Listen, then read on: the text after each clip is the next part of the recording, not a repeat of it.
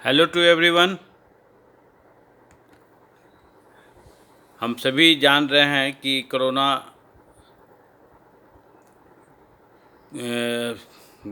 की जो इन्फेक्शन है बढ़ते जा रही है और कई राज्यों में लॉकडाउन लगा हुआ है। मुख्य मुख्य राज्य जैसे महाराष्ट्र, दिल्ली, कर्नाटक।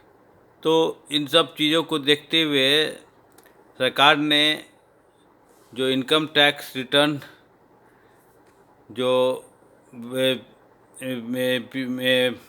बिलेटेड और डिलेड जो 2019-20 फिनंशियल ईयर का लोगों ने नहीं फाइल किया है, जो कि 31 मार्च 2021 तक करना था, तो सरकार ने उसकी समय सीमा बढ़ाई है। उसी पर आज का चर्चा है। तो क्या ये सरकार ने बढ़ाया है? आइए उसके बारे में। इनकम टैक्स जो 2019-20 साल का रिटर्न करने के, तो भारत सरकार ने जो कहा है कि जो आयकर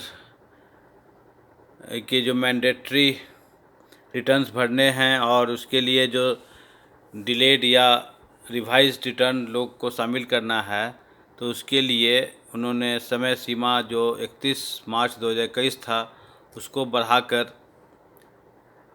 कोरोना के कारण जो मौजूदा हालात चल रहे हैं, तो उसी कारण उसकी समय सीमा बढ़ाई गई है। और अब यह समय सीमा जो है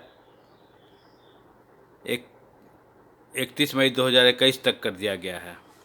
central board of direct taxes ने कहा है कि असेसमेंट ईयर 2020-21 यानी कि फिनंशियल ईयर 2019-20 की के लिए जो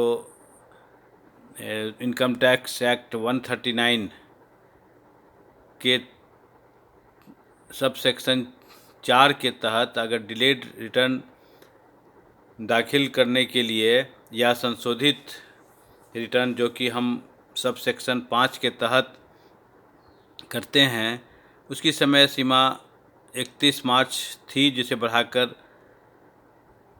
31 मई 2021 कर दिया गया है।